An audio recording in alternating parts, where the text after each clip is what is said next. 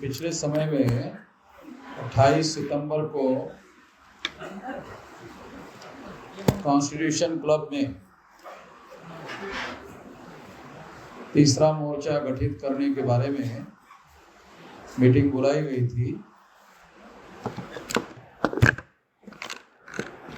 और उसमें तीसरा मोर्चा गठित करने के लिए 32 पार्टी के लोगों ने सहमति दी थी। अभी जो 1 महीने तक लगातार हम लोगों ने टेलीफोनिक कैंपेन चलाया तो लगभग 77 पार्टियां जो है, जो छोटी छोटी पार्टियां हैं, ये नहीं कह सकते कि बड़ी पार्टियां हैं, छोटी छोटी पार्टियां हैं, मगर ऐसी लगभग 77 पार्टियां हैं। उन्होंने तीसरा मोर्चा गठित करने का स्वागत किया और उसमें सहभागी होने के लिए इच्छा जताई और उसी के संदर्भ में आज ये दूसरी मीटिंग यहाँ पर राष्ट्रीय स्तर की बुलाई गई। अभी नवंबर माह में और तीसरी मीटिंग बुलाई जाएगी और चौथी मीटिंग में इसका मुकम्मल ढांचा दिसंबर माह में घोषित हो जाएगा, ताकि 2023 में ये गठबंधन का एक आकार और स्वरूप जो है वो खुलकर सामने आ जाए, ताकि 24 में हम लोग सारे देश भर में इसके नाम पर बड़ी रैलियां करना चाहते हैं, प्रदेश लेवल की रैलियां करना चाहते हैं, लाखों की रैलियां करना चाहते हैं और इसको संगठित रूप से ये सारा कार्यक्रम हम करेंगे। इसके साथ साथ ईवीएम के मुद्दे पर भी इसके द्वारा ये लड़ाई आने वाले समय में लड़ी जाएगी, क्योंकि ईवीएम जो है ये निश्चित रूप से एक बड़ा रोल प्ले कर रही है और इस वजह से ईवीएम का भी मुद्दा अभी 26 नवंबर को बड़ी रैली जो है दिल्ली में की जा रही है चुनाव आयोग के विरोध में। तो यहाँ पर हम लोगों ने दूसरी बार जो मीटिंग हुई उसमें कई रेजोल्यूशन पास किए गए हैं, कई प्रस्ताव पारित किए गए हैं और एक बड़ा प्रस्ताव ये है कि ये जो बहुत सारे नए दल हैं जो इसमें शामिल होना चाहते हैं उसको शामिल करवाने के लिए सहमति बनाई गई है। इसके साथ साथ सारे देश भर में रैलियां करने के बारे में भी सहमति हुई है। इसके साथ साथ हम लोग ईवीएम के मुद्दे पर भी लड़ाई लड़ने के लिए सहमत हो गए हैं और ये ऐसे कुछ महत्वपूर्ण बिंदु हैं जिस पर हमने रेजोल्यूशन पास किया है। इस संबंध में अगर आप लोगों के कोई सवाल है तो आप पूछिए और तमाम हमारे जो राष्ट्रीय स्तर के प्रादेशिक स्तर के जो लोग हैं यहाँ उपस्थित हैं स्टेज पर भी, वो इसका जवाब देंगे। तो एक एक करके आप सवाल पूछ सकते हैं। अभी तक कितनी पार्टियां कितनी आई हैं? अभी तक लिखित रूप से और फिजिकली 77 पार्टी के लोगों की इसमें सहमति है। तीसरा मोर्चा बनाने की आपको जरूरत क्यों पड़ी? क्योंकि जो एनडीए गठबंधन है और यूपीए जो इंडिया गठबंधन है, वो गठबंधन हमारी समस्याएं जो है खासतौर पर एससी एसटी ओबीसी माइनॉरिटी के लोगों की समस्याओं को प्राथमिकता में समाधान करने के लिए तैयार नहीं। एक बात तो ये है। दूसरी बात ये है कि संविधान में हम जिन लोगों की बात करते हैं उन लोगों को भी अगर इकट्ठा किया जाए तो उनकी संख्या 85% है। अगर उनकी 85% संख्या है तो हम लोग कितने देर तक पिछलग्गू बने रहे, चाहे एनडीए के रहे चाहे इंडिया के रहे, ये हम लोग की पिछलग्गू ही बने रहे। क्या हमारे लोग जो है पहल करके क्या नेतृत्व करने लायक नहीं है देश का सरकार चलाने के लिए? ये एक सोच सेंटर में, ये सोच, इस सोच को आधार बनाकर ये प्रयास किया जा रहा है। अभी जैसे यहाँ मीटिंग हुई वैसे आने वाले समय में 25 राज्यों में स्टेट लेवल की मीटिंगें हो, ताकि स्टेट के अंदर जो छोटे छोटे और दल है उनको भी इकट्ठा किया जाए। हमारी जानकारी में 7-8 दल जो है ये राज्यों में है लगभग ऐसी जानकारी। 7-8 दल है, अगर 8 दल मान ले और 25 राज्यों में 8 दल मान लो तो ये तो लगभग 200 पार्टियां हो जाएगी। चाहे छोटी छोटी पार्टियां हो, मगर ये 200 पार्टियां अगर इकट्ठा होगी तो इसका सिग्निफिकेंट असर तो पड़ेगा, ऐसा नहीं कि नहीं पड़ेगा। और हम लोग ये सारे लोग मिलकर मिनिमम 200 और मैक्सिमम 400 सीटों पर चुनाव लड़ेंगे। आपके पास 200 पार्टियां मतलब वोटर नहीं क्या? हाँ, आपके पास पार्टियां बहुत हैं। ये वोटर है या नहीं है तो रिजल्ट पे पता चलेगा। बराबर है आपका सवाल, मगर हमारे पास वोटर है या नहीं है ये तो चुनाव में पता चलेगा। वोट नहीं है हमारे मतलब पास। राहुल गांधी भी आपकी समस्याओं की बात कर रहे हैं, कह रहे हैं जाति गणना कराएंगे, पिछड़ों को अधिकार दिलवाएंगे, तो फिर उनसे क्या दिक्कत है जो बोल रहे हैं? वो उसके बदले में उनको प्रधानमंत्री बनाने की बात कर रहे हैं कि आपको हम गिनती कर लेंगे, इसके बदले में आप हमें प्रधानमंत्री बनाओ। यहाँ हमको ऑब्जेक्शन। राहुल गांधी को प्रधानमंत्री करने का राहुल गांधी ये नहीं कह रहे ना 52% लोगों की गिनती करेंगे और 52% का ही प्रधानमंत्री बनाएंगे, ये नहीं कह रहे, केवल गिनती करेंगे। बोल अधिकार देने की बात कर रहे हैं। इससे हाँ, मतलब गिनती करेंगे। 75 साल के बाद भी गिनती ही करेंगे। राहुल गांधी पर विश्वास नहीं है आपको? हाँ, राहुल गांधी अब राहुल गांधी पे विश्वास रखना ना रखना ये बहुत बड़ा इशू है नहीं, ये नेशनल इशू नहीं है। अगर कांग्रेस सरकार में खड़गे साहब को प्रधानमंत्री पद को उम्मीदवार घोषित कर देगी तो क्या आप चुनाव नहीं लड़ोगे? चल तो फिर राहुल गांधी को पूछ लो, कंफर्म कर लो।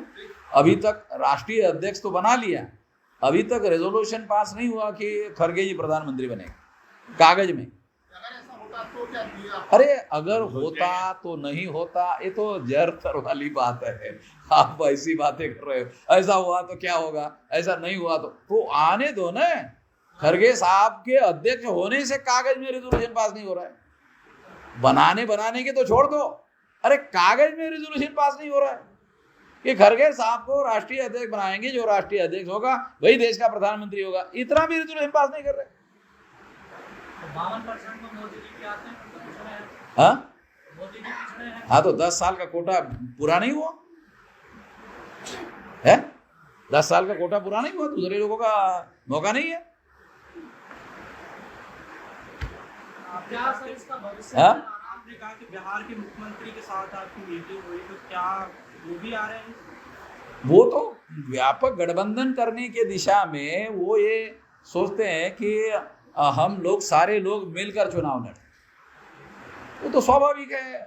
देखो, जितने ज्यादा से ज्यादा ये जो छोटे छोटे दलों का हम लोग प्रयास तीसरा मोर्चा कर रहे, वो कोशिश कर रहे कि तीसरे मोर्चे के लोग भी साथ में आए।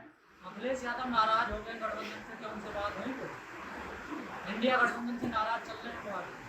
वो कांग्रेस से नाराज है। ये है इंडिया गठबंधन में।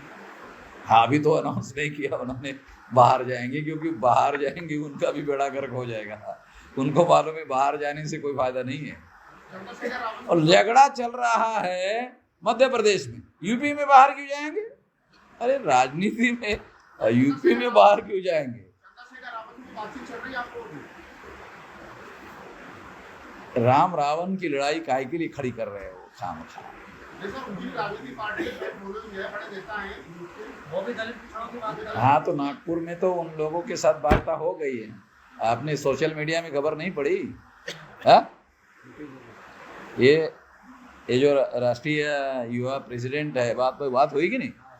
चंद्रशेखर के साथ बाकायदा 3 घंटा बात हुई और वो राजी हो गए। आपको खबर नहीं है? अरे सोशल मीडिया में वायरल हो गया। सर ये तो 4 राज्यों में 5 राज्यों में चुनाव है, इनमें राष्ट्रीय परिवर्तन मोर्चा की क्या भूमिका रहेगी? नहीं, इसमें राष्ट्रीय परिवर्तन मोर्चा ने संगठित रूप से कोई स्टैंड नहीं लिया है।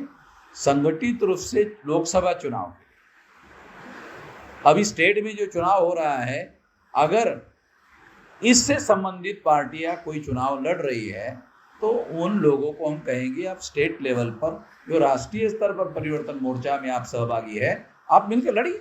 जैसे अभी इन्होंने हरियाणा का रेफरेंस दिया और एक साथी ने राजस्थान का राम कुमार चावला जी ने और मध्य प्रदेश का दिया, तो वहाँ हम लोगों ने उनको अनाउंस कर दिया, यार ठीक है। अभी एक साथी ने कहा कि 3 लोग जो साथी चुनाव लड़ेंगे वो राष्ट्रीय परिवर्तन मोर्चा के जो लोग वहाँ हैं वो उनका समर्थन करेंगे। आपके बैनर पर माइनॉरिटी लिखा हुआ है, क्या हाँ?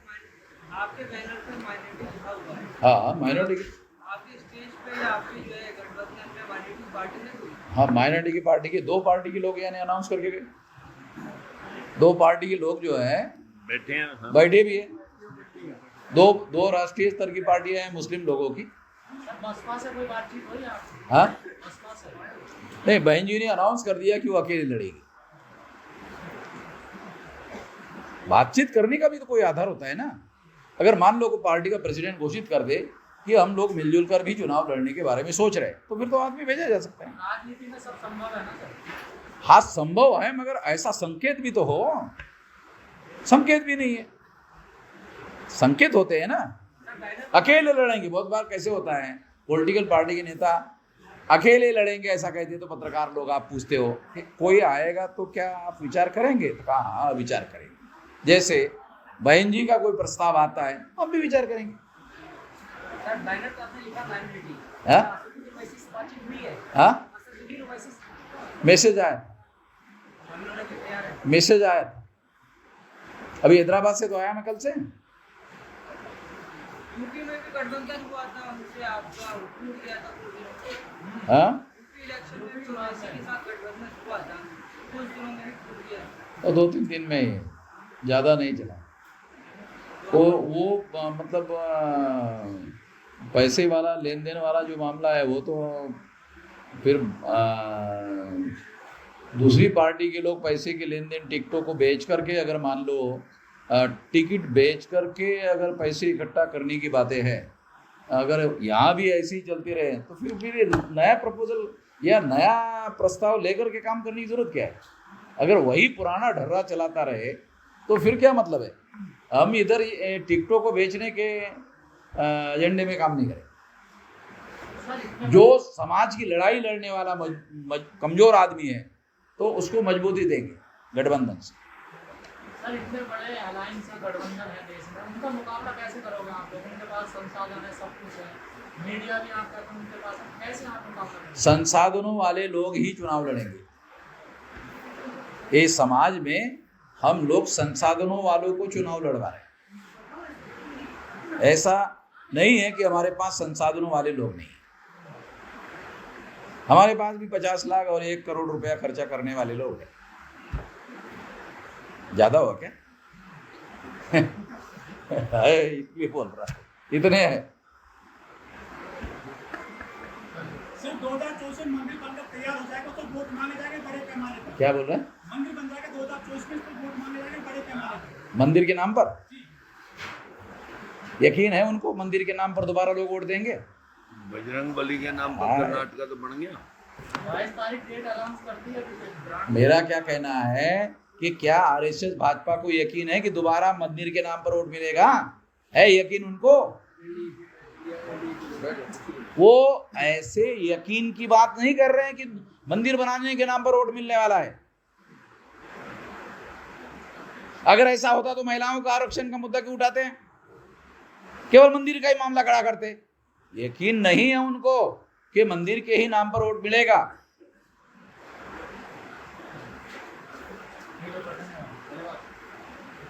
ठीक है, हो गया? हो गया।